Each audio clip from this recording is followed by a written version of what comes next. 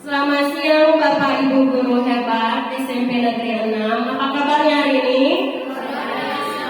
Luar biasa. Oke, terima kasih atas waktu yang sudah diberikan, sudah rela meluangkan waktunya untuk menghadiri kegiatan kita pada hari ini, yaitu diseminasi budaya positif.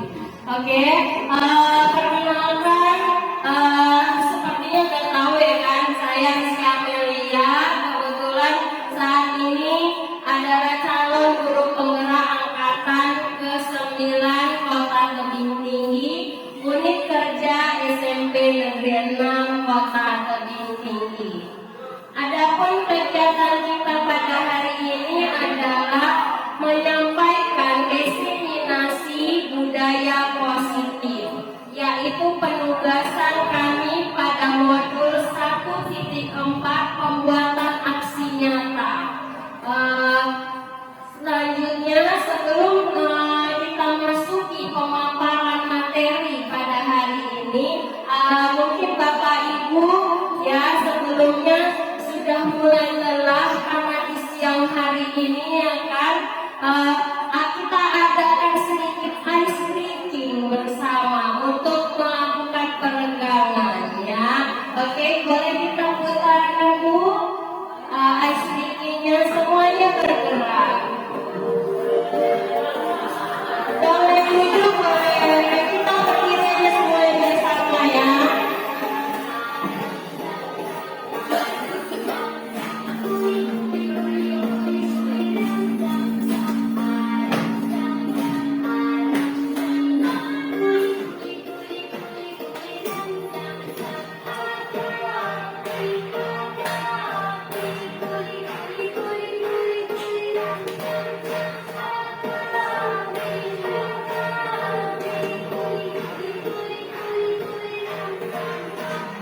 Lebih cepat lagi.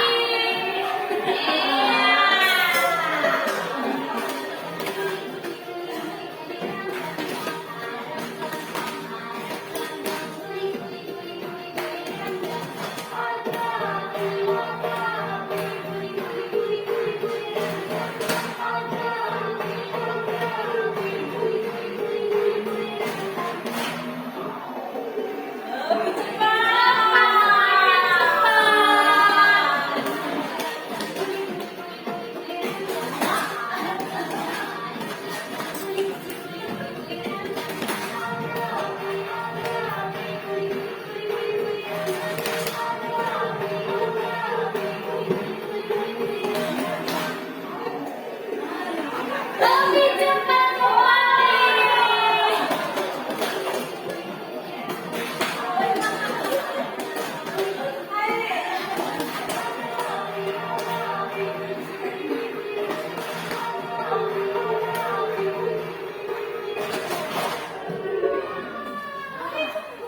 Oke, tepuk tangannya.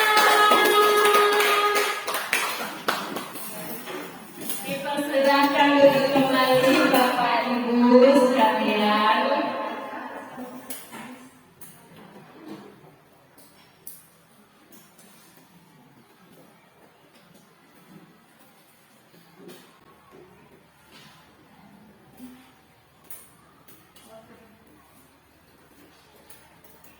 Selanjutnya, next book. Oke, adapun topik yang akan disampaikan pada hari ini yang pertama, disiplin positif dan nilai-nilai kebajikan universal. Yang kedua, teori motivasi, hukuman dan penghargaan serta restitusi. Yang ketiga adalah keyakinan kelas. Yang keempat, kebutuhan dasar manusia. Yang kelima, 5 posisi kontrol diri baik kita sebagai guru maupun individu. Kemudian yang keenam adalah segitiga restitusi. Berikutnya Bu. Oke, kita masuki pembelajaran yang pertama, yaitu disiplin positif dan nilai-nilai kebajikan universal.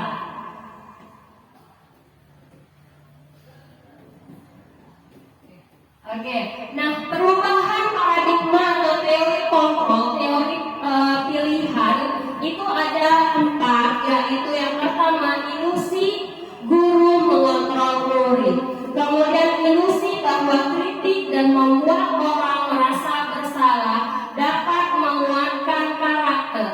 Yang ketiga adalah ilusi bahwa semua penguatan positif, efektif dan bermanfaat. Yang keempat adalah ilusi bahwa orang dewasa memiliki hak untuk memaksa.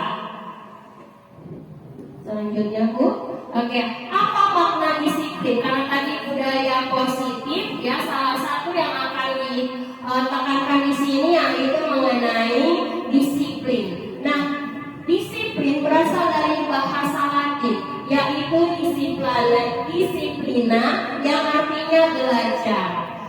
Disiplin diri ini bisa membuat orang menggali potensinya menuju sebuah tujuan apa yang dia hargai. Nah, menurut kita, kata disiplin ini menjadi suatu yang dilakukan seseorang pada seseorang lain untuk mendapatkan kepatuhan. Berarti ada unsur kepatuhan di dalam suatu disiplin diri. Berikutnya Bu. Oke, pembelajaran yang kedua yaitu teori motivasi, hukuman dan penghargaan dan restitusi. Selanjutnya teori motivasi perilaku manusia. Nah, yang pertama itu motivasi seseorang untuk berperilaku adalah menghindari ketidaknyamanan atau hukuman. Tidak ada seorang pun yang ingin mendapatkan hukuman. Nah, ini merupakan faktor daripada eksternal yang muncul dari luar diri kita sebagai manusia. Yang kedua adalah untuk mendapatkan imbalan dari orang lain.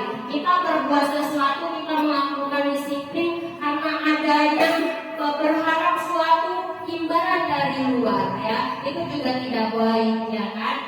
Itu merupakan motivasi eksternal. Selanjutnya yang ketiga adalah untuk menghargai diri sendiri. Nah, untuk menghargai diri sendiri kita disiplin, berarti karena kita memang menghargai diri kita menjadi pribadi yang disiplin tersebut. Dan ini diharapkan sudah muncul, bahkan sudah berkembang bertumbuh di dalam diri kita sendiri. Dan ini merupakan faktor internal ya, faktor internal daripada motivasi perilaku manusia. Selanjutnya Bu, dihukum oleh penghargaan. Nah, terkadang kebiasaan yang terjadi dalam kehidupan sehari-hari kita ya, kita selalu memberikan motivasi kepada anak-anak kita itu dalam bentuk penghargaan. Padahal sebenarnya penghargaan itu kan tadi unsurnya datangnya dari motivasi eksternal ya kan. Nah, itu sebenarnya tidak tepat.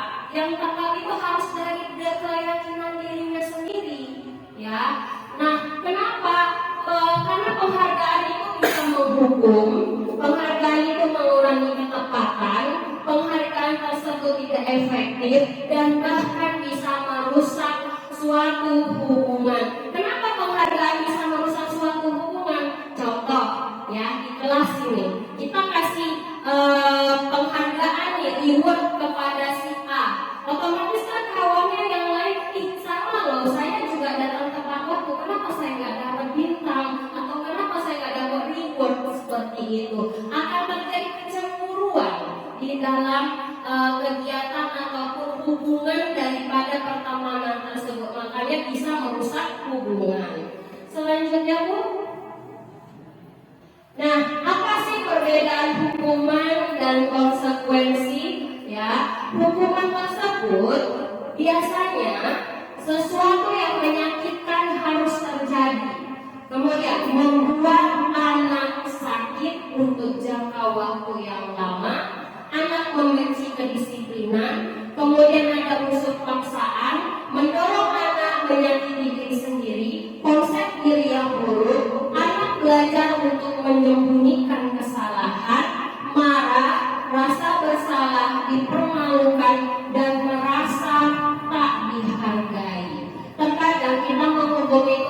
kebanyakan ya kan Bapak Ibu memberikan hukuman dalam bentuk fisik, lari, keliling lapangan, squat jump, sit up. Nah seperti itu akan menimbulkan efek yang dapat dirasakan anak itu. Efek sampingnya ada jangka waktunya.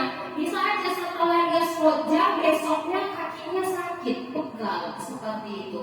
Ya, itu menimbulkan efek anak sakit untuk jangka waktu yang lama. Sedangkan konsekuensi, kalau konsekuensi ini sesuatu tersebut tetap harus terjadi, kemudian membuat anak merasa tidak nyaman hanya dalam jangka waktu yang pendek sementara, kemudian anak menghargai disiplin, adanya stimulus tanggapan, mendorong anak agar mudah menyesuaikan diri, konsep diri yang baik, anak belajar untuk mematuhi peraturan, dan anak kehilangan hak dibuat tidak nyaman dihasilkan hanya sementara waktu. Contoh konsekuensinya kita sudah sepakati. Nah, hari ini ibu kasih PR untuk minggu depan, ya kan? Kalau nggak siap kayak mana?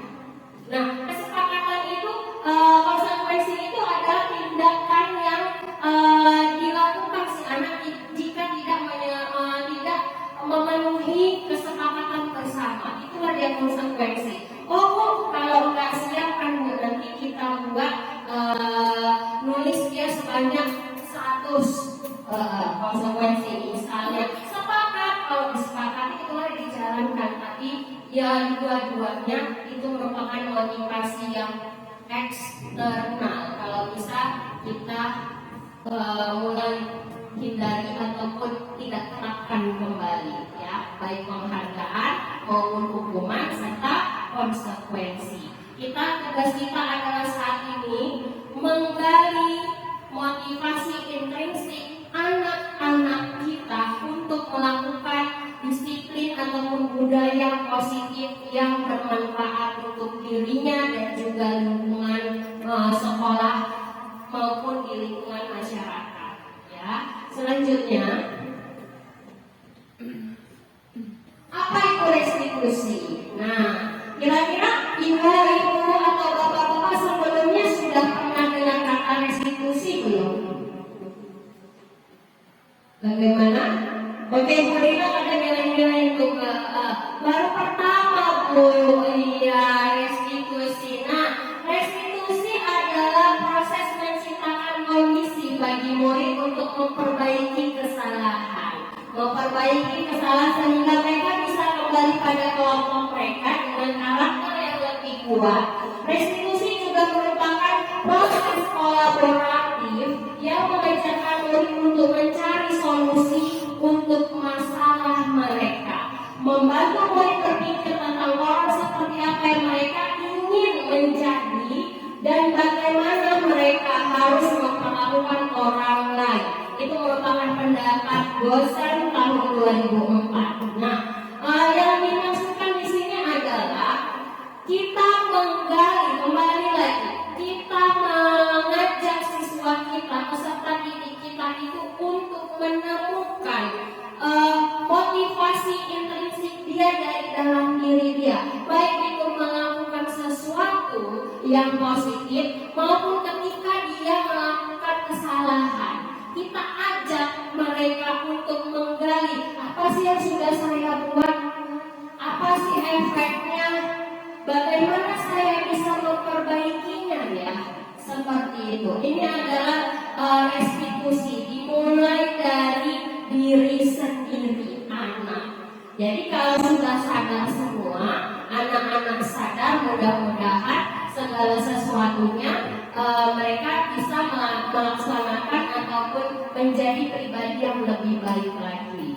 Selanjutnya, nah, ciri-ciri restitusi bukan untuk menebus kesalahan, namun untuk belajar dari kesalahan. Nah, itu tadi, belajar dari kesalahan. Kita tidak menyalahkan anak-anak kita, ya, kita tidak menyalahkan anak-anak kita, tapi mengajak mereka menemukan hal apa sih, pembelajaran apa sih yang diperolehnya ketika dia sudah membuat kesalahan seperti itu.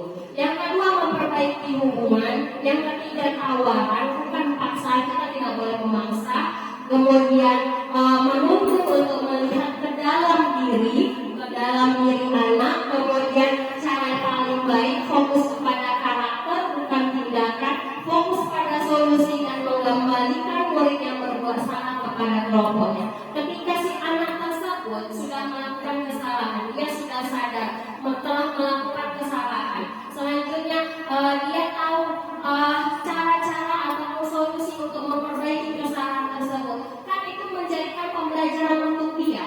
Dan setelah itu kita kembalikan dia ke kelasnya atau bagaimana ke lingkungannya, dan dia akan menerapkan, oh ternyata kalau kayak gini aku nggak boleh seperti itu kan, berbuat kesalahan. Nah itulah yang kita menamakan restitusi. Kita tidak boleh menjudge langsung kamu salah, tindakan kamu itu sudah melanggar peraturan, itu tidak boleh. Kita tanyakan melalui tahapan obrolan ataupun diskusi kepada anak-anak kita, karena menurut baik guru maupun murid adalah manusia biasa seperti itu. Selanjutnya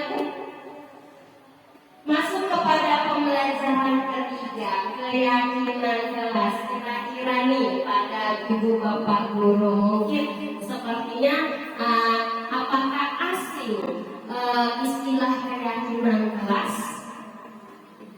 Sudah tidak asing lagi ya Bu? Oke. Nah selanjutnya Bu, nah keyakinan kelas adalah nilai-nilai kebajikan yang telah disepakati dan dibuat bersama oleh guru dan murid, serta berasal dari motivasi dari dalam diri intrinsik yang dapat membangun budaya positif di sekolah. Nah, dimulai dari ketika kita ingin membuat suatu keyakinan kelas, ya, kita ingat kembali, kita telah bersama peraturan yang ada di sekolah kita. Nah, di dalam peraturan tersebut terdapat nilai-nilai kebajikan, nilai-nilai kebaikan, nilai-nilai positif yang akan disimpulkan menjadi keyakinan bersama untuk dipatuhi ataupun dilaksanakan secara bersama. Selanjutnya Bu, perbedaan keyakinan kelas dengan peraturan kelas. Nah ini mungkin istilahnya kayak baby istilahnya ya kan, beda-beda tipis lah antara peraturan dengan keyakinan kelas. Padahal itu sebenarnya berbeda ya, baik keyakinan maupun peraturan kelas. Nah keyakinan kelas itu dibuat bersama antara guru dan murid, lalu ditaati bersama, dijalankan bersama. Sedangkan kalau peraturan kelas ataupun peraturan sekolah biasanya berlaku tanpa persetujuan dari objek yang harus melaksanakannya. Misalnya kalau peraturannya tidak hadir tepat waktu, ya kan? Nah peraturan itu bisa saja datangnya itu dari hasil diskusi daripada guru, ya kan? Guru maupun guru BP ataupun kepala sekolah, dan harus dipatuhi oleh murid. Murid nggak perlu tahu itu proses pembentukannya kayak mana. Sedangkan kalau keyakinan ini kita sama-sama baik guru maupun siswa sama-sama menelaah nilai-nilai kebajikan universal yang ada, kemudian kita sepakati bersama, kita simpulkan bersama, lalu kita jalankan bersama. Memang benar-benar dari diri kita bersama dan dilaksanakan bersama. Selanjutnya Bu, nah langkah-langkah pembentukan keyakinan kelas. Yang pertama adalah berdiskusi, memunculkan peraturan yang perlu ditaati warga kelas. Yang kedua adalah mengubah peraturan-peraturan tersebut menjadi kalimat yang lebih positif. Nah kalau peraturan terkadang ada itu, tidak boleh membuang sampah sembarangan, ya kan? Tidak boleh datang terlambat, itu peraturan. Namun kalau keyakinan negatif tersebut menjadi kalimat positif. Tanda dari kalimat negatif adanya penggunaan kata tidak. Berarti kita menghindari kata tidak. Kita terapkan bagaimana? Tidak boleh membuang sampah sembarangan. Berarti kalimat positifnya apa kira-kira ya? Oke, buanglah sampah pada tempatnya. Tidak boleh terlambat datang. Berarti kalimat positifnya? Oke, datang tepat waktu. Itulah dia mengubah kalimat negatif menjadi kalimat positif. Selanjutnya, mengambil intisari peraturan-peraturan menjadi nilai-nilai kebajikan atau keyakinan. Nah, setelah kita kita susun kalimat positif tersebut, ya, kita telaah setiap poin kalimat positif tersebut, nilai-nilai kebajikan apa yang terkandung di dalamnya. Nilai-nilai kebajikan itu ada banyak, ya, ada kedisiplinan, ada kepercayaan diri, ada keselamatan, ada menghormati, gotong royong. Biasanya itu nampak dari implementasi kita terhadap profil belajar Pancasila, ya kan? Selanjutnya, Bu. Nah, ini sudah saya terapkan di kelas 97 yang saya masuki. Kami sudah menyusun pertama ini kumpulan daripada peraturan-peraturan yang sejenis, lalu kami gabungkan. Selanjutnya kami susun, kami bentuk menjadi kalimat positif. Kalimat positif yang tidak menggunakan kata tidak lagi, menghindari kata tidak. Selanjutnya, Bu, setelah kami menyepakati tersebut dan terbentuklah keyakinan kelas daripada 97, ya, ini yang mematuhi adalah seluruh warga kelas 97 termasuk saya selaku guru di situ. Selanjutnya, Bu. Oke, pembelajaran yang keempat. Pembelajaran keempat adalah kebutuhan dasar manusia dan dunia berkualitas. Nah, kebutuhan dasar manusia. Seseorang melakukan hal-hal atau tindakan yang tidak pada tempatnya, yang bersifat negatif pada dasarnya karena kebutuhan dasar tidak terpenuhi. Apa saja itu kebutuhan dasar? Yang pertama adalah bertahan hidup. Yang kedua, kasih sayang dan rasa diterima, penguasaan, kesenangan, dan kebebasan. Berikutnya, Bu.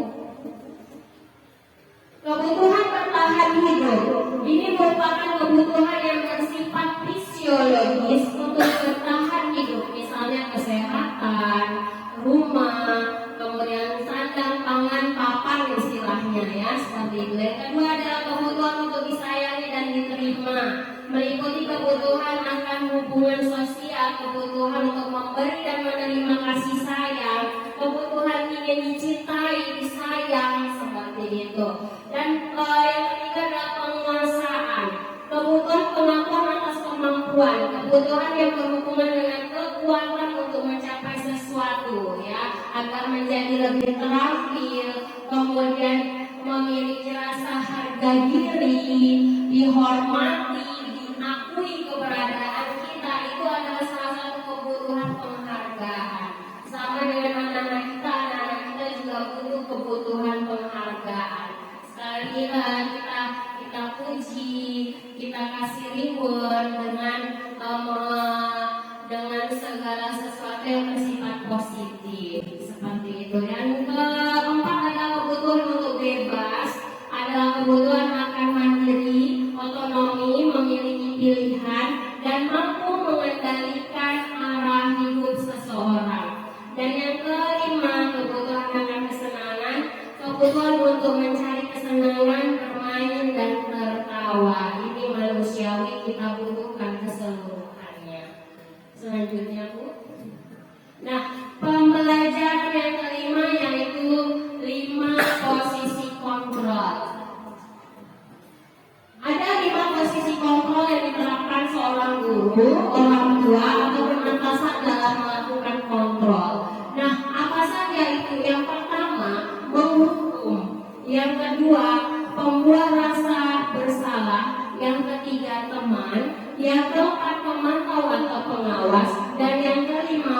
meja.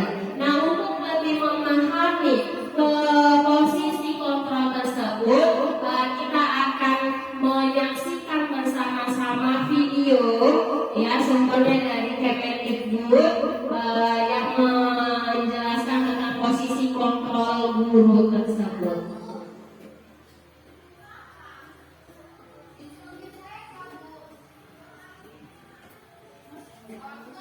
Mari kita saksikan bersama-sama.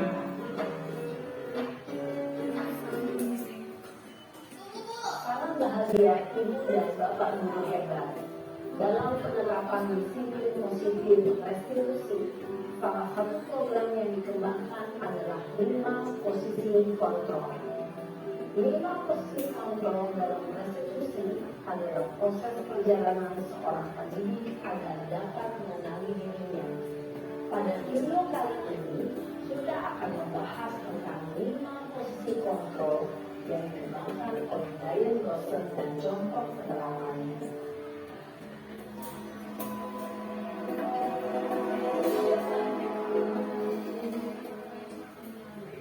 Lima posisi kontrol itu adalah: 1. Posisi penghukum. 2. Posisi membuat masalah bersalah. 3. Posisi teman. 4. Posisi pemantau atau monitor. Dan 5. Posisi manajer. Untuk lebih memahami 5 posisi tersebut, mari kita saksikan kasus Naret yang terlambat hadir maupun di sekolah dan melihat bagaimana 5 posisi kontrol dalam menghadapi masalah tersebut. Kasusnya sama, namun penerapan posisi kontrolnya langsung diterapkan berbeda-beda.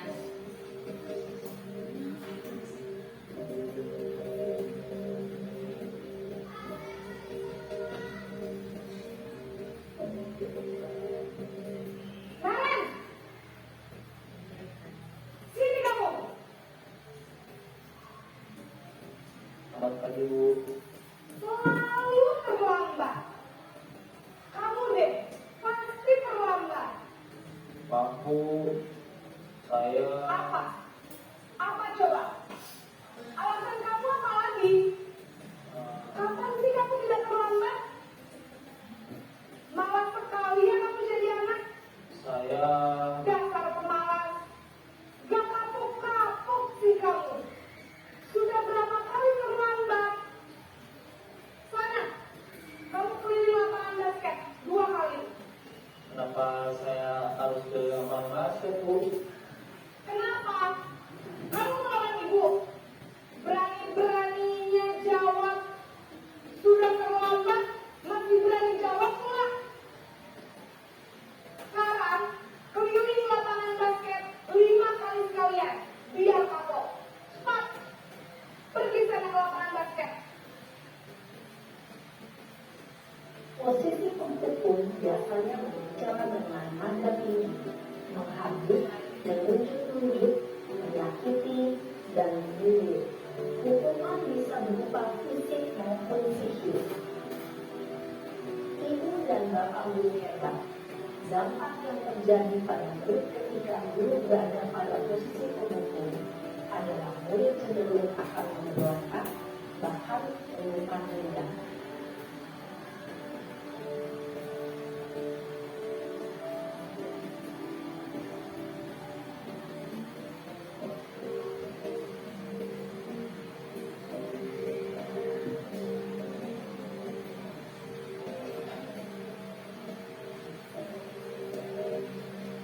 Naren,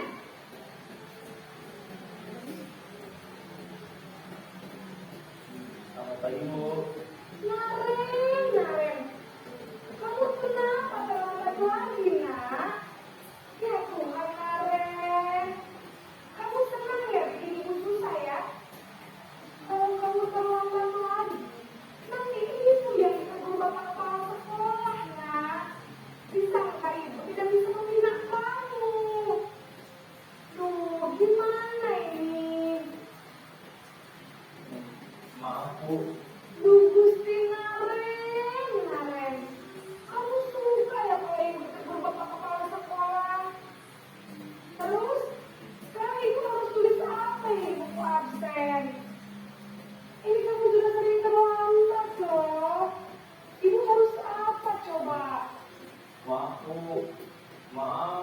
sekali.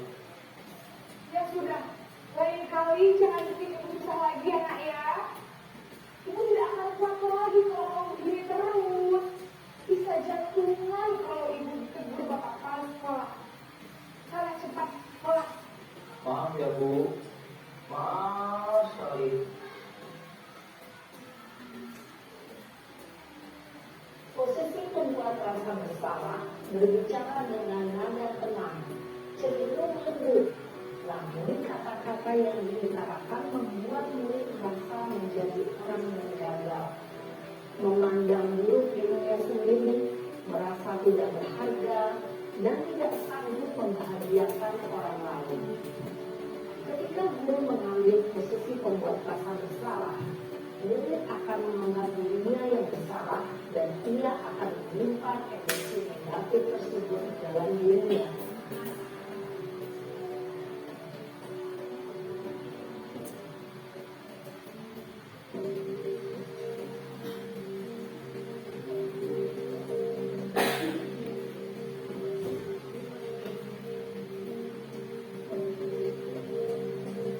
Naren!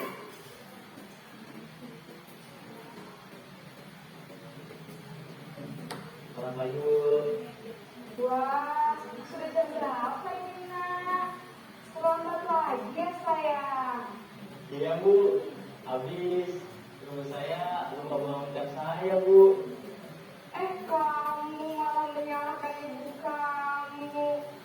Kamu bukannya anak yang larinya paling kencang. Kok terlambat sih? Iya Bu, saya memang terlambat bangun tadi. Jadi biarpun saya lari kencang, tetap gak kesenjar Bu. Ya sudah sana. Nanti lain kali larinya lebih kencang lagi ya. Biar gak terlambat lagi. Bikin senang ibu. Demi ibu. Bisa kan? Bisa lah Bu. Ya sudah sana masuk kelas. Ibu beresin urusan absen kamu. Kamu ini ada-ada saja. Dalam posisi teman, guru berbicara dengan nada suara ramah, akrab, cenderung bersenda gurau untuk menjaga suasana tetap santai. Murid akan merasa senang, aman, dan akrab dengan guru. Identitas yang tercipta adalah identitas sukses atau berhasil. Namun, kemungkinan karena ini masih dorongan eksternal, maka ada faktor ketergantungan dari murid kepada orang tertentu. Di sini guru absennya, sehingga di lain waktu murid bisa berperilaku baik, namun hanya kepada orang-orang tertentu saja.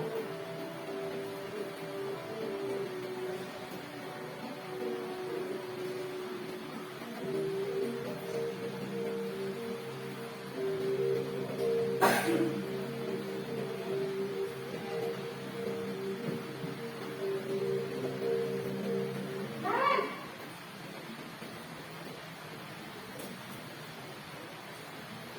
Selamat Mayur. Naren, apa peraturan sekolah kita tentang jam berapa kita harus masuk sekolah, nak? Kita harus di sekolah jam 7.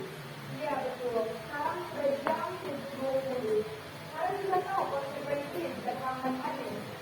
Kalau Bu, saya harus tinggal kelas, pas jam istirahat, selama 20 menit. Iya benar. Konsekuensinya demikian. Jadi nanti jam 9:30 pas istirahat, kamu harus tinggal di kelas. Kerjakan tugas sabar untuk ketinggalan habis ya. Baik Bu.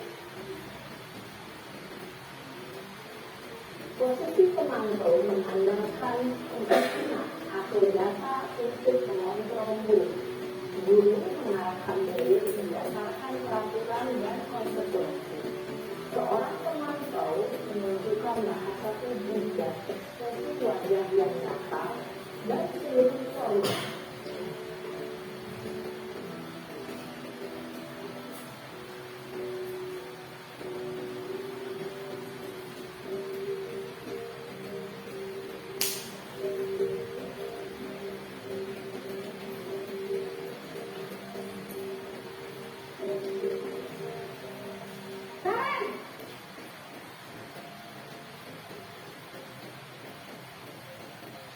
Baik Bu.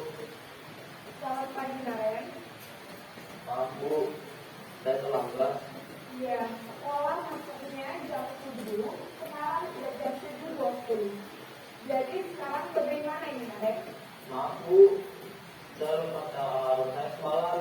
Baiklah, menurut kamu, keyakinan sekolah yang mana yang perlu kamu tingkatkan? Menghargai diri sendiri dan orang lain mungkin ya Bu.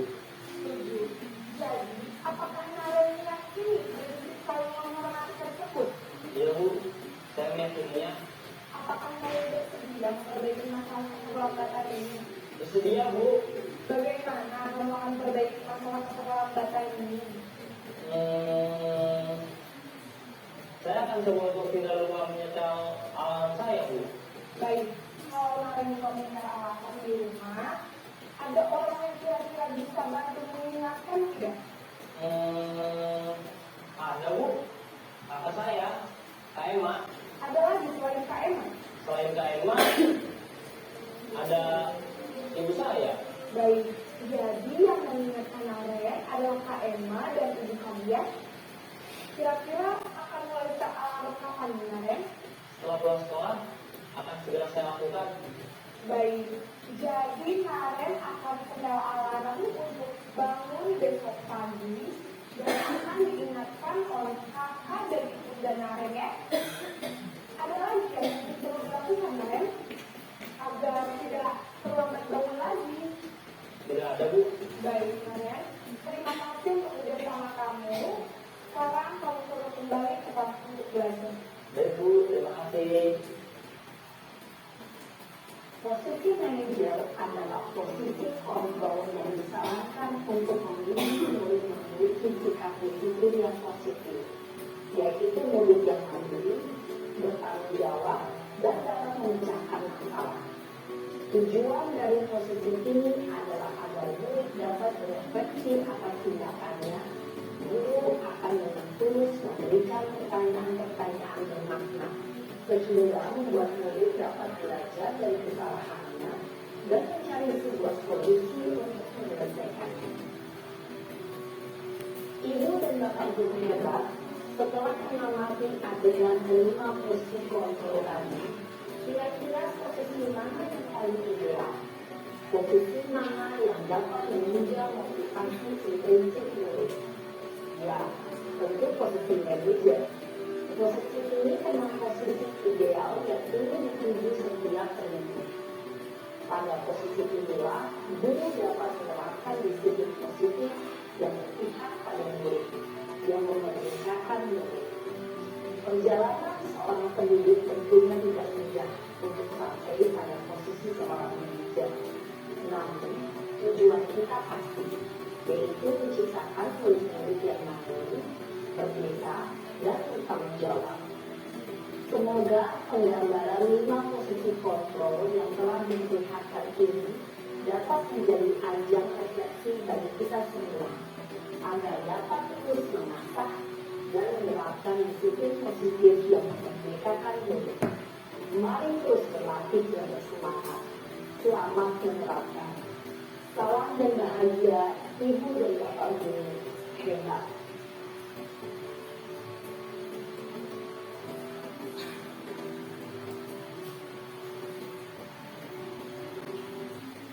Oke. Nah, kira-kira dari video yang sudah kita saksikan bersama-sama, tadi sudah dikatakan posisi yang sebaiknya kita lakukan adalah sebagai manajer.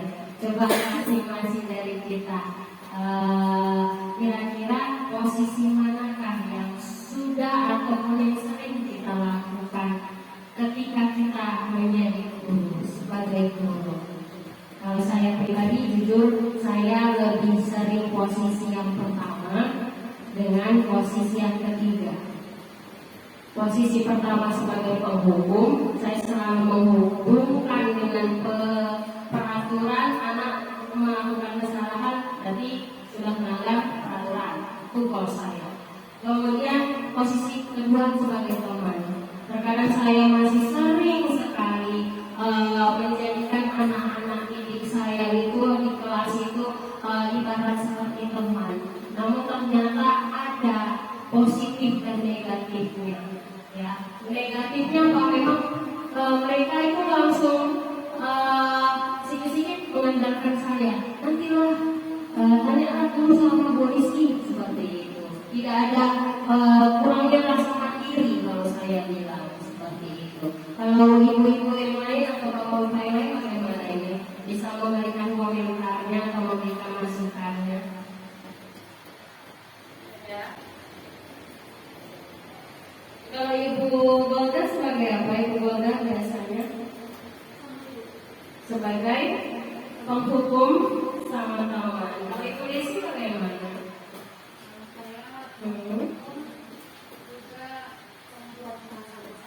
Membuat merasa bersalah. Memang segala sesuatu posisi tersebut memiliki positif dan negatifnya. Hanya saja kita mulailah dari sini, ya kita berusaha memposisikan diri kita sebagai manajer.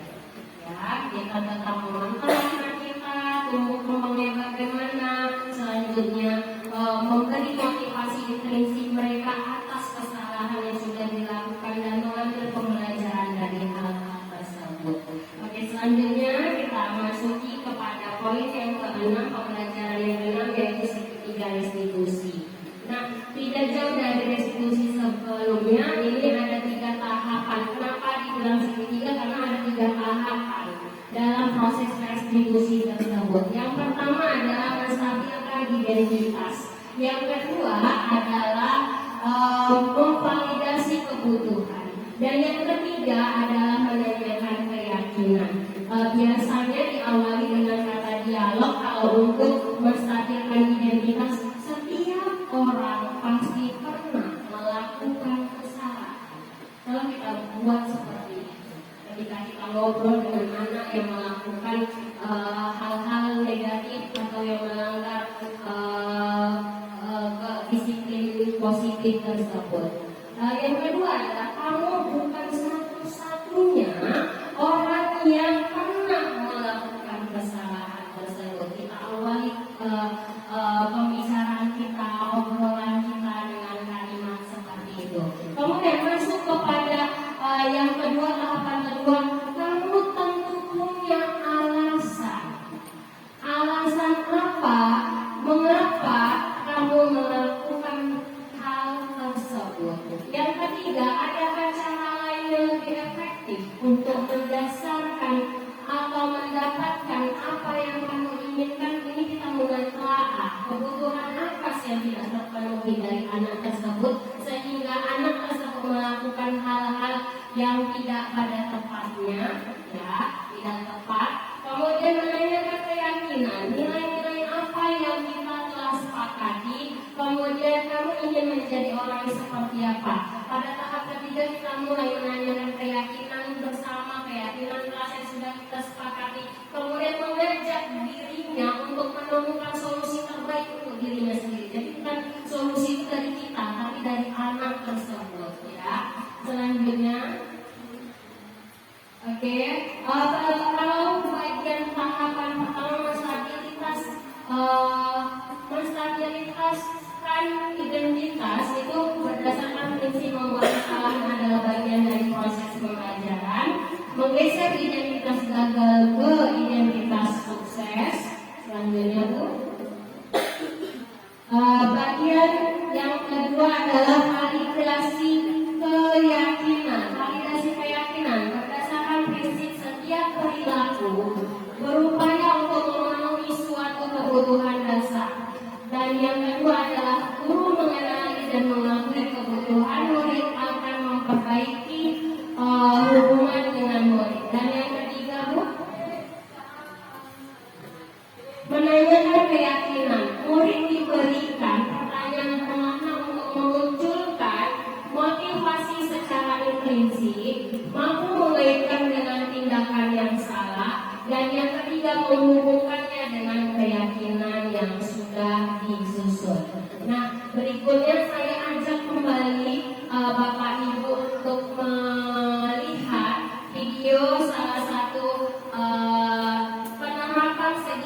restitusi yang sudah saya lakukan ya bersama siswa saya dengan dua kasus yang berbeda.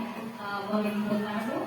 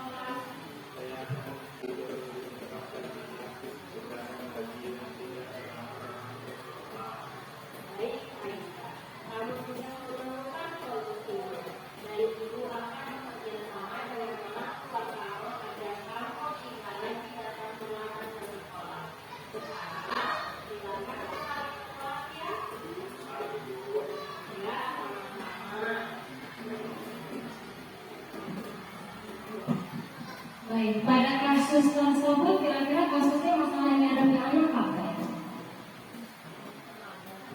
Datang terlambat ke sekolah dan ini sudah berulang kali ya. Oke, nah pada tahap pertama itu di sini kita sebagai guru sebaiknya ya pada tahap menstabilkan identitas tersebut kita memberi kesadaran kepada anak tersebut bahwasanya dia bukan satu-satunya orang yang pernah melakukan kesalahan seperti itu.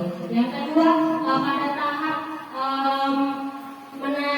pada tahap validasi tindakannya kira-kira apa sih motivasi ataupun alasan dia melakukan ataupun terlambat ke sekolah, apa sih alasan dia datang terlambat ke sekolah, kita gali melalui obrolan tersebut. Dan yang ketiga adalah menanyakan keyakinan, kita kembalikan kembali keyakinan perbuatan dia ataupun melanggar peraturan tersebut, apakah itu baik atau tidak perbuatan dia datang terlambat tersebut. Kemudian apa yang bisa dilakukannya sebagai solusi untuk mengatasi hal tersebut ya. Selanjutnya Bu, di kasus yang kedua.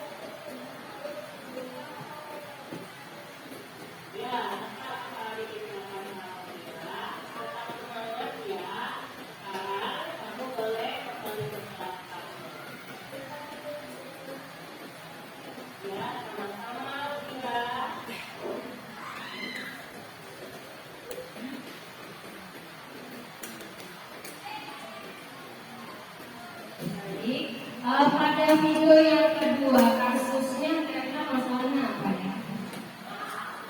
Si Viranya kenapa? Kenapa Bu? Gak apa-apa Bu, gak ada pendapat yang salah. Semua benar, bebas berpendapat.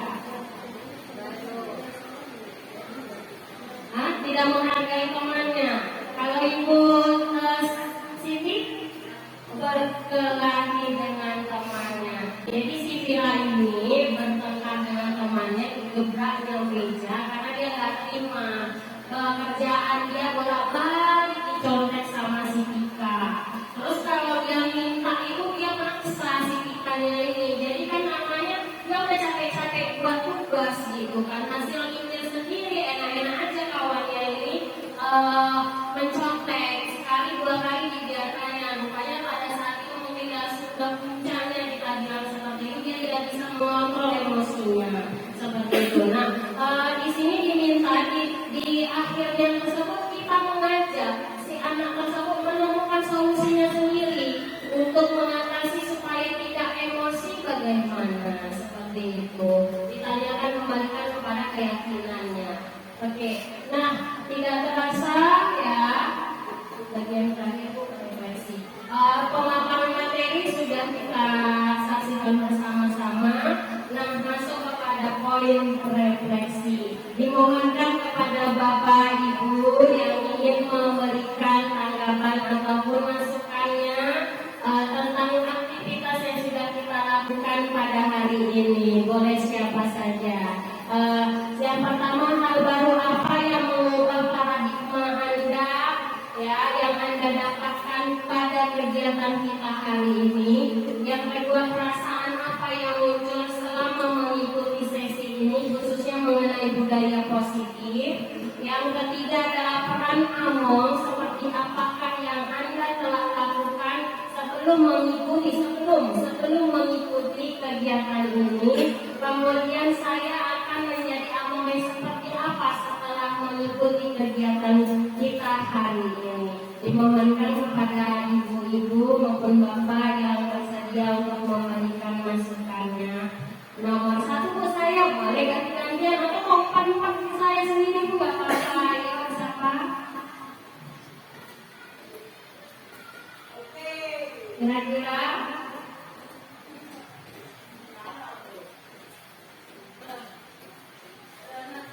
ada? Oke, Ibu.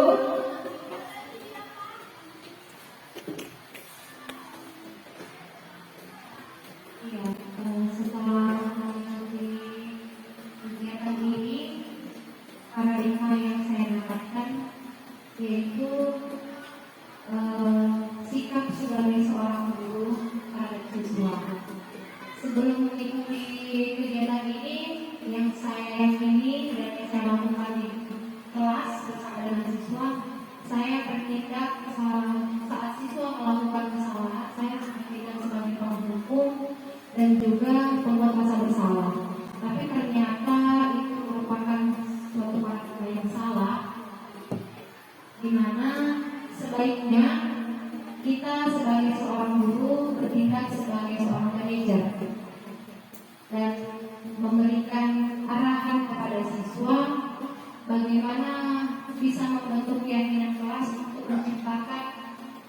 kemandirian, kepercayaan, dan juga suasana pembelajaran yang lebih menyenangkan dengan menghindari pemberian hukuman kepada siswa. Jadi ke depannya saya bisa memperbaiki pembelajaran kelas bersama dengan siswa. Itu yang saya dapatkan dari sesi ini. Terima kasih.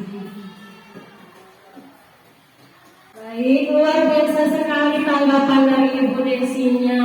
Semoga kegiatan kita yang singkat ini dapat memberikan hal-hal positif untuk kita ke depannya demi mewujudkan pendidikan yang berpusat kepada anak-anak didik kita. Kira-kira ada lagi satu lagi, siapa yang ingin memberikan pendapatnya? Boleh siapa aja, jangan ragu-ragu.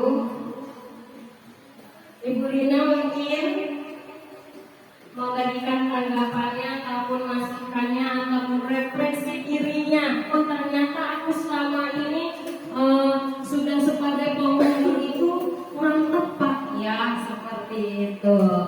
Dimohonkan pendapatnya.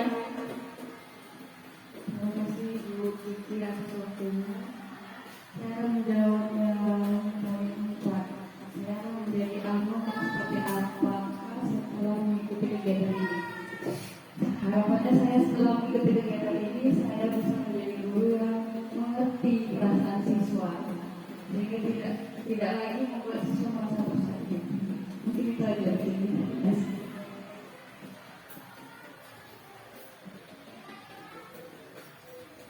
Luar biasa juga pendapat dari Ibu Rina ya, bahwasanya kita harus lebih memahami anak-anak kita, kebutuhan dasar apa sih yang tidak terpenuhi dari anak-anak kita ini, sehingga kita dapat bersama-sama mencari solusinya ataupun mengatasi perilaku yang kurang tepat tersebut. Kira-kira ibu-ibu yang lain ada lagi yang ingin memberikan masukannya ataupun pendapatnya? Baik, jika sudah tidak ada, mungkin ini saja kegiatan kita pada hari ini. Jika ada salah kata maupun ucapan serta perbuatan saya yang kurang pada tempatnya, saya mohon maaf. Semoga apa yang kita harapkan ke depannya dapat kita wujudkan bersama, yaitu mewujudkan pendidikan yang berpusat kepada murid. Saya akhiri dengan wabillahi taufiq wal hidayah. Assalamualaikum warahmatullahi wabarakatuh. Selamat siang Bapak Ibu semuanya. Selamat pagi anak-anak. Apa kabarnya hari ini? Alhamdulillah baik, sehat semuanya ya. Nah, pada hari ini kita akan membuat keyakinan kelas. Buat apa kita hari ini? Oke, keyakinan kelas. Kira-kira menurut anak-anak ibu ya, keyakinan kelas itu apa? Atau pernah nggak dengarnya? Sudah pernah belum dengar istilah keyakinan kelas? Sudah? Sudah. Oke, kalau sudah, menurut kalian keyakinan kelas itu apa? Siapa yang bisa ngasih pendapatnya? Oke, Fahmi. Kira-kira Fahmi, menurut Fahmi keyakinan itu apa? Nah? Peraturan. Oke, bagus sekali, kasih tepuk tangannya. Nah. Kalau selain peraturan, ada lagi? Ada yang bisa memberikan pendapatnya? Oke, ya bang, apa nak? Kesepakatan. Bagus sekali, kasih tepuk tangannya. Ada peraturan, ada kesepakatan. Nah, ya sedikit ibu tambahi, keyakinan kelas itu hal-hal ataupun sesuatu yang bernilai positif yang berlaku di suatu tempat, misalnya sekolah, dan itu berdasarkan kesepakatan bersama. Jadi kita buat bersama, kita yakini bersama, dan kita jalankan bersama. Ya, kira-kira kalau diingat kembali tadi kata-katanya peraturan, kesepakatan. Di sekolah kita sudah ada peraturan belum? Sudah. Nah, kira-kira menurut anak-anak ibu, peraturan sekolah kita itu untuk dipatuhi apa dilanggar? Dipatuhi ya. Nah, saatnya sekarang ibu akan bagikan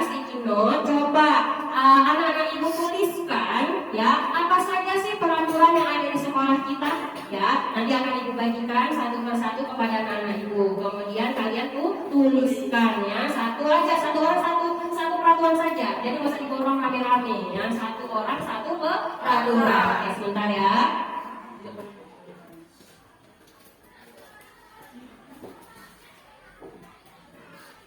Buat namanya juga ya nanti. Di atas contoh Sakinah, apa peraturannya?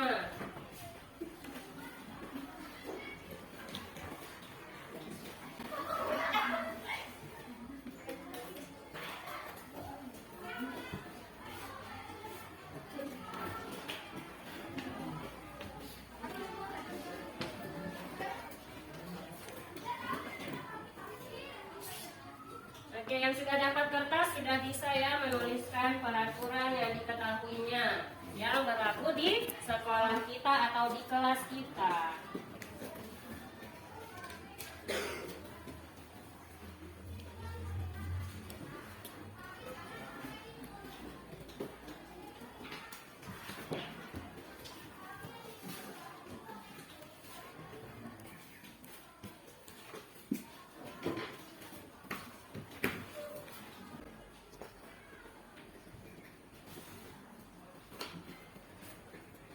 Oke, kalau yang sudah silakan ditempelkan pendapatnya, peraturan yang dipikirkan tersebut ke papan yang disediakan. Ayo silakan secara gantiannya dapat menempelkan pendapatnya ke papan tulis. Silakan.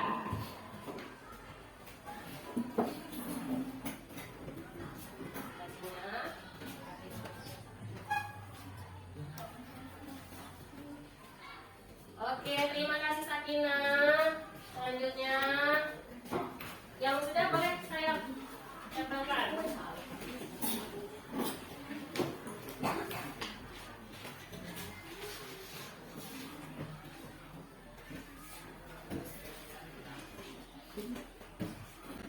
Oke, next.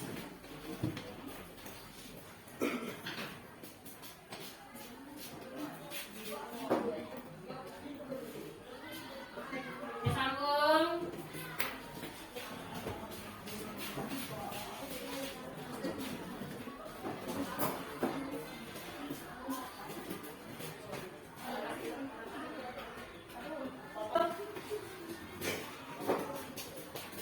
Boleh sambungan ke bawahnya ya.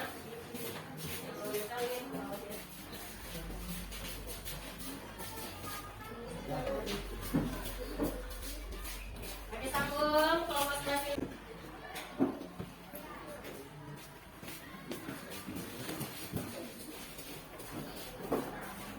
Oke, sambung.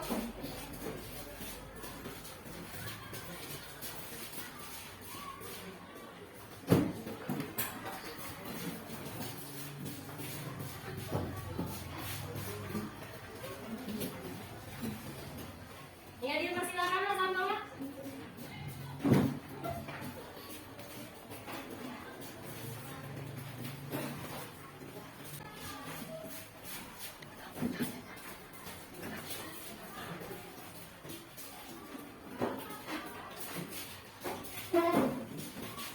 Oke, semuanya sudah menganaliskan dan menempelkan pendapatnya mengenai peraturan yang ada di sekolah kita. Kasih tepuk tangannya. Nah, dari peraturan yang sudah ada ya di depan sini ada sekitar 30 pendapat. Ya. Nah, di antara pendapat-pendapat ini kemungkinan ada yang sama. Ya, karena kemungkinan ada yang sama. Nah, ini akan kita kelompokkan menjadi yang sama tersebut disatukan. Jadi kita perkecil kembali. Kemudian mengambil barang orang lain. Berarti menghargai apa? Jangan menyontek. Tidak boleh menyentuh barang. Oke. Kemudian jika ingin keluar kelas, berarti permisi disiplin. Membuang sampah pada tempatnya. Ya, tidak boleh makan di saat jam pelajaran. Tidak boleh makan. Kalau yang sama kita satukan. Jadi kita kecil kembali. Tidak boleh melawan guru. Bagus sekali nih Pika ya. Tidak boleh melawan guru. Kemudian tidak boleh absen. Kalau mau tidak hadir harus izin ya. Jawaban Sitri ini. Oke, si tidak boleh absen. Kamu tidak boleh datang terlambat. Ini tadi ada kawannya. Tidak boleh datang terlambat. Oke, tidak boleh membuang sampah sembarangan. Oke, terima kasih Richard sudah membantu untuk mengelompokkan ya kalimat atau kata-kata yang sama.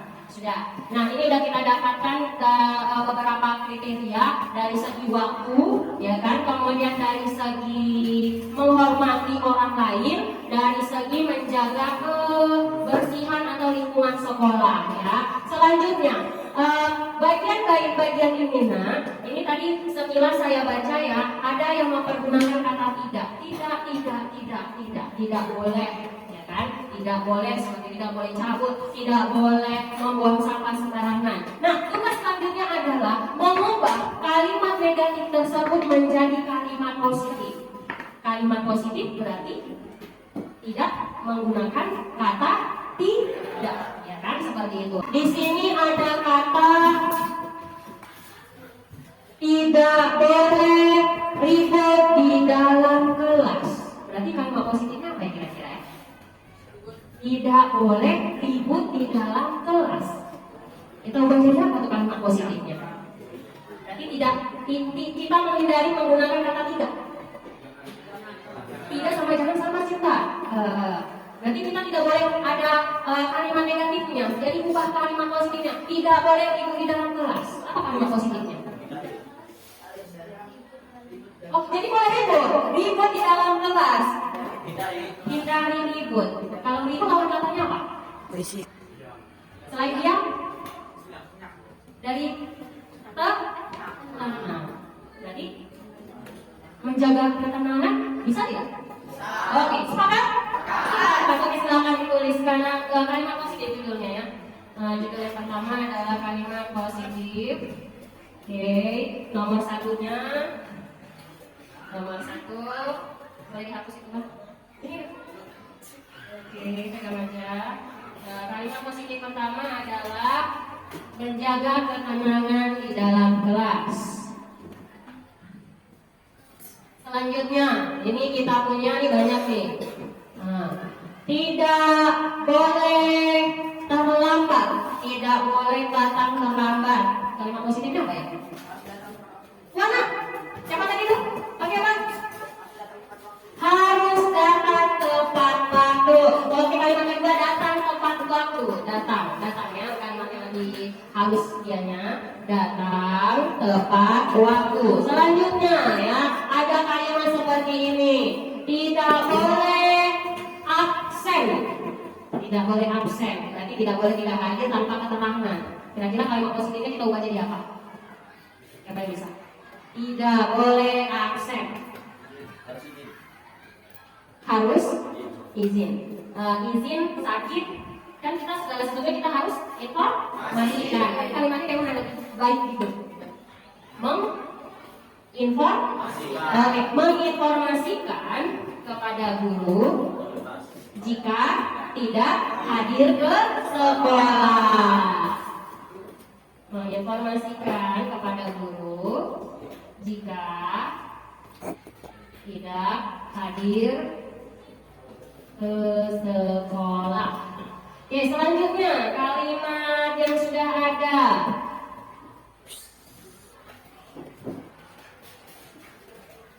Tidak boleh main HP saat pelajaran, jam pelajaran. Kira-kira kalimat positifnya apa? Kecuali kalau memang dibutuhkan dalam proses APM diizinkan. Berarti kalau selain daripada itu tidak boleh mempergunakan HP-nya dimain-mainkan buat main game. Kira-kira kayak mana kalimat positifnya ya? Menggunakan HP saat dibutuhkan. Oke, nomor 4-nya bagus sekali. Ya, menggunakan HP saat dibutuhkan. Kalau nggak dibutuhkan ya jangan, nggak boleh. Kemudian bagian sebelah sini hampir sama semuanya saya perhatikan ya. Kira-kira ada lagi kah? Oke, ini bagus sekali nih. Tidak, jika ingin keluar ya harus permisi. Kalimat lebih halusnya kayak mana ya? Kira-kira permisi jika ingin keluar. Oke, yang kelima, permisi jika ingin keluar. Oke, bagian sebelah sini sudah ya, yang lainnya hampir sama. Kemudian ini lagi ada tidak boleh mengejek, tidak boleh membuli. Tidak boleh mengejek, tidak boleh membuli. Kira-kira kalimat positifnya apa ya? Kawannya ngapain tadi? Disayang, pinter, menyayangi teman, ya kan? Suka disayang, dihalus-halus gini rambutnya enggak, ya karena disayang, menyayangi teman anggap sebagai keluarga. Selanjutnya, tidak boleh melawan guru, tidak boleh melawan guru, berarti guru harus dihormati. Nah, kira-kira kalimat positif yang lebih halusnya mana? Kuat gimana? Oke, menghormati guru. Oke, menghormati guru. Oke, bagian kedua sudah selesai. Selanjutnya bagian yang ketiga. Tidak boleh membuang sampah sembarangan. Kalimat positifnya apa ya? Membuang sampah pada tempatnya. Membuang sampah pada tempatnya. Selanjutnya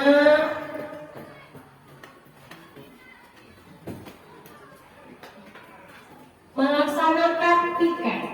Berarti kalau piket itu apa namanya? Tanggung jawab, ya kan? Berarti kalau kalimat positifnya bagaimana kira-kira bisa kita buat? Melaksanakan tanggung jawab seperti piket. Oke, melaksanakan tanggung jawab. Melaksanakan tanggung jawab berupa piket, seperti piket. Oke, selanjutnya ada kalimat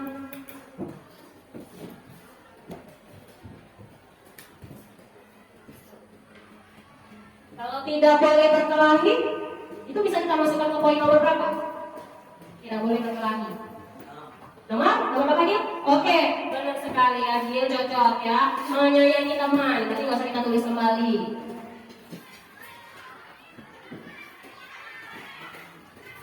Tidak boleh mencuri, mengambil barang milik orang lain. Kira-kira kata positifnya apa itu?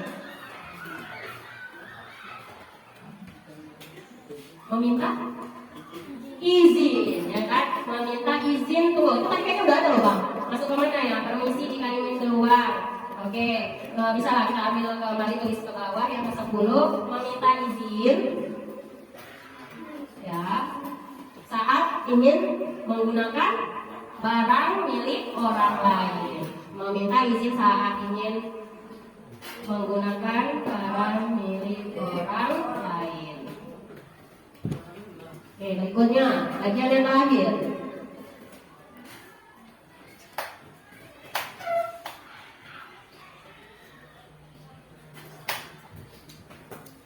Tidak boleh berbicara saat guru menerangkan. Berarti bisa masuk ke poin berapa ya? Bisa masuk ke poin nomor 7. Menghormati saya, N-nya nggak ada. Menghormati guru ya. Nanti nggak usah kita tulis lagi ya. Udah sama dianya.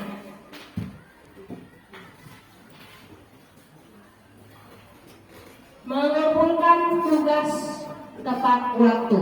Kira-kira ada nggak? Bisa kita satukan ke 10 kalimat itu? Ada bisa? Atau kita buat tambahan baru, kesepakatan yang baru? Tambah? Nomor berapa? Melaksanakan tanggung jawab. Iya, bagus sekali Richard. Kan bisa masuk ke poin nomor 9 kan kewajiban mengerjakan itu kan dianya bisa masuk ke poin nomor 9. Bisa kita tambahkan. Melaksanakan tanggung jawab seperti piket dan mengumpulkan tugas tepat waktu. Dan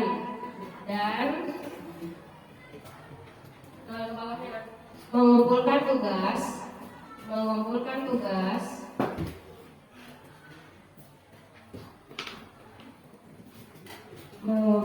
tugas tepat waktu.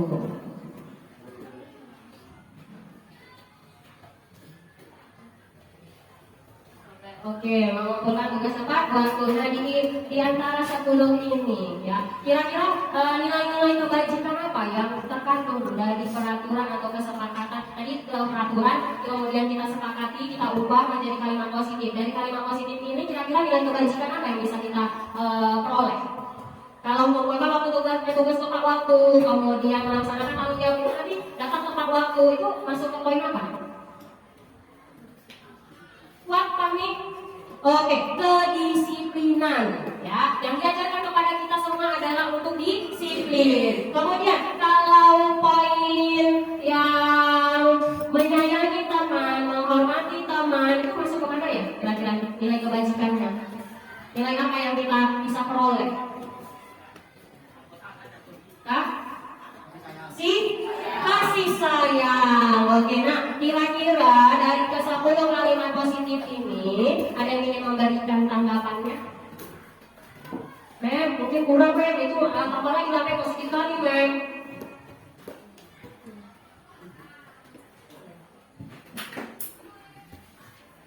Ada? Ada? Ada?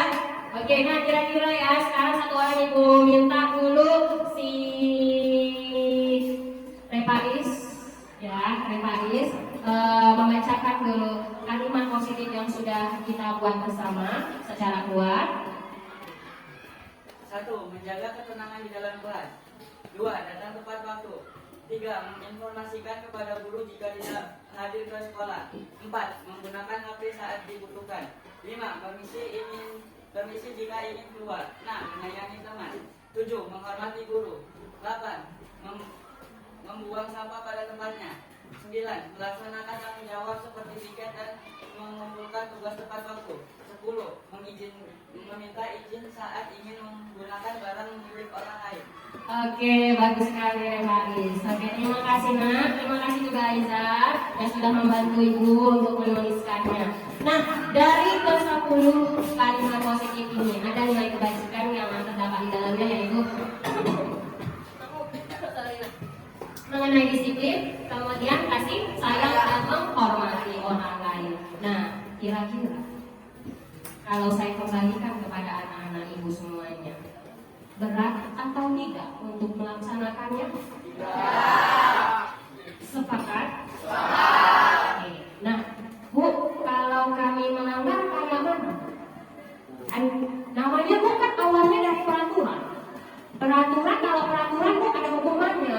Jadi kalau kami melanggar kayak mana Bu?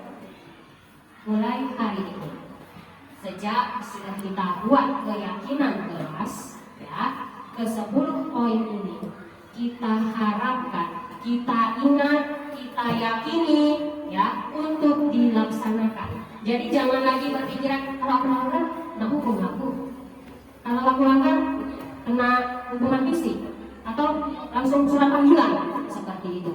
Kalau ubah mindset itu, mulai dari sekarang, jika kita sudah meyakini sesuatu, jika kita sudah membuat suatu kesepakatan, ya, mari kita laksanakan dengan sepenuh hati dari niat dalam diri masing-masing. Oke, dari 10 ini ya Nak, kita ambil kesimpulannya, ya, segala sesuatu kegiatan positif yang ada di sekolah kita dapat membentuk budaya positif ya bagi seluruh warga sekolah. Nah, dari ke-10 tersebut sudah sepakat?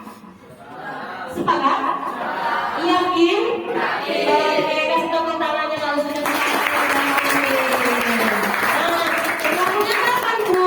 Ya kan mungkin kamu bertanya Bu, kapan berlakunya? Mulai hari ini, mulai detik ini. Karena sudah kita yakini, kita sepakati, harus kita jalankan dari dalam diri. Oke, nah setelah diyakini, disepakati, ya, kira-kira pertanyaan lagi nggak? Ada? Gak ada? Oh itu benar. Gak ada yang mau nanya, kita nanya nih. Kira-kira boleh nggak diganti? Boleh nggak diganti? Bu, ada yang kurang loh Bu. 2 minggu lagi misalnya datang tuh ya kan. Bu ada yang kurang, ini perlu ditambah. Kira-kira kayak mana? Bisa diubah? Bisa? Kok ragu mukanya itu? Enggak ya, enggak ya. Jawab aja, bisa, enggak. Bisa? Oke, karena keyakinan yang berasal baik dari guru kepada muridnya, ya. Ini adalah kesepakatan bersama. Jika ingin diubah, maka berdasarkan kesepakatan bersama juga. Kalau kira-kira memang harus direvisi. Bisa aja udah berjalan ini selama 1 bulan, ada yang mau ditambahi, ada yang mau dikurangi, boleh sekali. Nah, itu tergantung kepada kebutuhan kita. Oke, dari hasil ini nanti kira-kira siapa ya yang bisa membuatnya rapi menjadi pajangan yang indah yang bisa dilihat enak gitu dilihat. Kira-kira siapa ya? Siapa yang bersedia untuk membuatnya, mendesainnya menjadi rapi, kalimat-kalimat positif ini menjadi kesepakatan kita? Kira-kira? Iya, Nadia Zaskia ya nanti membuatnya ya. Bisa nak? Bisa. Oke, nanti dibuat lalu tempelkan ya nak. Tempelkan di tempat yang mudah dilihat, yang mudah dibaca oleh kita seluruhnya. Ya, bisa? Nah, ini catatkan dulu ya. Nanti baru didesain kayak mana supaya cantik dan indah dilihat. Oke? Nah, ini saja yang sudah kita bahas pada pertemuan kita hari ini. Mudah-mudahan kita semua dapat menjalankan keyakinan ini dengan penuh semangat dan berkomitmen untuk menjalankan dengan sebaik-baiknya. Ibu akhiri dengan wabillahi taufiq wal hidayah. Assalamualaikum warahmatullahi wabarakatuh.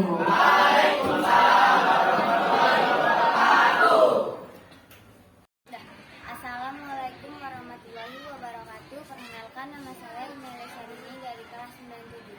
Kami merasa senang karena Ibu Rizky telah membimbing kami bagaimana cara membuat keyakinan kelas dan memotivasi kami untuk bersama-sama menjalankan keyakinan kelas ini dengan penuh kesadaran.